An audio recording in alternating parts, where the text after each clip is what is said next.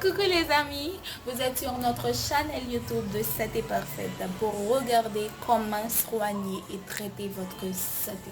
Nous vous disons déjà merci et n'oubliez surtout pas de vous abonner avec notre chaîne tout en cliquant sur la cloche pour recevoir les nouveaux vidéos. Merci.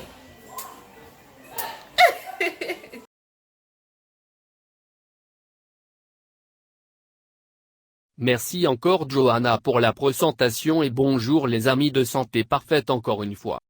Incontinence par débordement, qu'est-ce que c'est et comment la traiter?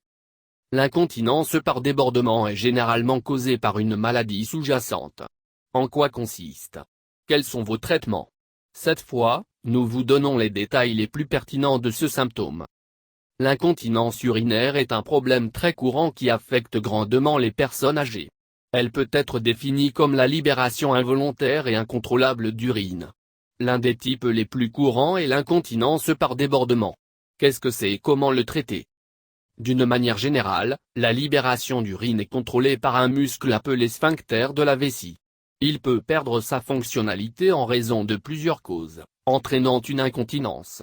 Des études ont déterminé que ce symptôme survient chez jusqu'à 50% de la population de plus de 65 ans. L'incontinence par débordement survient lorsque la vidange complète de la vessie ne se produit pas. Par conséquent, cet organe traite un plus grand volume de liquide lorsqu'il est à nouveau rempli et, par conséquent, de petites fuites urinaires se produisent. Quelles sont les causes de l'incontinence par débordement? L'une des principales causes de ce type d'incontinence est la rétention urinaire chronique, qui peut être causée par une obstruction de la sortie d'urine. Comme il s'agit d'un problème chronique, ces symptômes durent longtemps, ce qui finit par affecter la fonctionnalité du sphincter. Les hommes sont plus susceptibles d'en souffrir en raison d'une hyperplasie bénigne de la prostate. La prostate est un organe qui entoure l'urètre masculin, elle peut donc empêcher l'urine de sortir lorsqu'elle est hypertrophiée. Avec cela, le problème en question est généré. Certaines affections neurologiques peuvent également expliquer la présence de ce symptôme. Des maladies comme la sclérose en plaques ont tendance à affecter le muscle qui entoure la vessie, empêchant sa vidange complète. D'autres conditions connexes sont les suivantes. Calculobos de la vessie. Chirurgie du pelvis. Cancer de la prostate. Une certaine obstruction dans les voies urinaires inférieures. Vessie ou prolapsus utérin. Effets secondaires de certains médicaments. Quelles sont les causes de l'incontinence par débordement?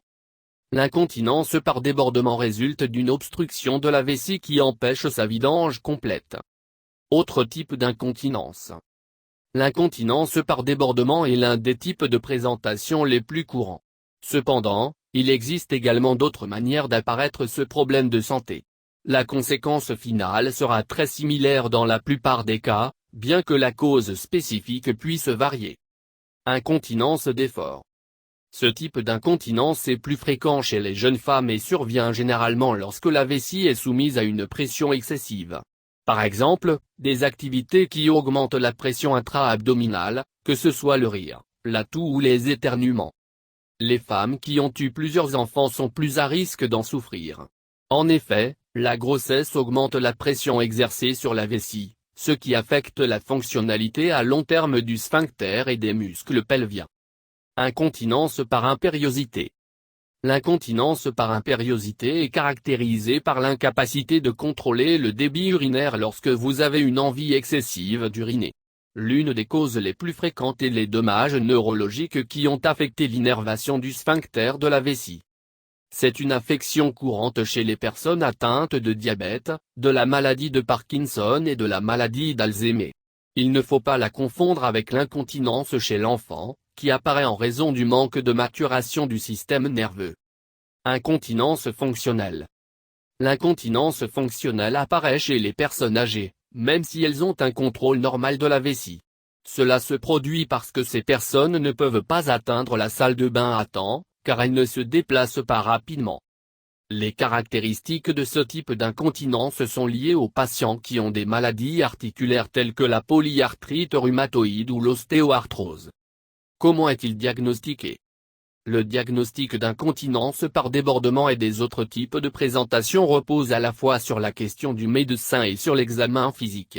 Au cours de l'interrogatoire, le spécialiste s'enquiert des habitudes urinaires, c'est-à-dire de tout ce qui concerne l'acte de miction et l'incontinence elle-même.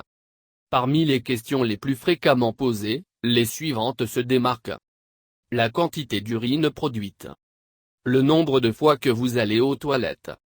Combien de fois par jour l'incontinence survient-elle? La quantité d'urine passée. Dans certains cas, le médecin peut indiquer un journal, dans lequel les caractéristiques mentionnées seront notées sur une période de temps. L'examen physique effectué tentera de vérifier l'existence de l'incontinence. Il cherchera également à déterminer sa forme de présentation. En ce sens, le médecin recherchera des signes de certains dommages neurologiques et soumettra la vessie à certaines pressions afin de provoquer une incontinence. Quand consulter un médecin? L'incontinence urinaire est une source de honte pour ceux qui en souffrent. Pour cette raison, beaucoup choisissent de ne pas aller chez le médecin. Cependant, des spécialistes tels que les gynécologues et les urologues sont formés pour traiter cette symptomatologie. La chose la plus souhaitable est d'aller au début du problème et ainsi obtenir un traitement rapide. En revanche, il ne faut pas ignorer que les fuites urinaires peuvent être le produit d'autres troubles plus graves. Par conséquent, il est essentiel de consulter un médecin si les symptômes suivants apparaissent également. Incontinence fécale. Faiblesse ou engourdissement. Difficulté à parler, à marcher ou à bouger. Perte de vue. Perte de conscience. Traitement disponible pour l'incontinence. L'une des meilleures options pour traiter l'incontinence est d'améliorer la pathologie sous-jacente. En ce sens, l'hyperplasie prostatique, la pathologie neurologique doivent être traitées ou tout ce qui obstrue les voies urinaires doit être éliminé. Le problème présenté devrait s'améliorer simplement en prenant ces mesures. D'autre part, des études montrent que l'utilisation de médicaments contrôlant les muscles vésicuo-urétraux contribue à améliorer les symptômes. Il est également possible d'effectuer des exercices de Kegel afin de renforcer les muscles pelviens et d'augmenter le contrôle de la vessie. Le traitement chirurgical est toujours une option en cas d'incontinence par débordement.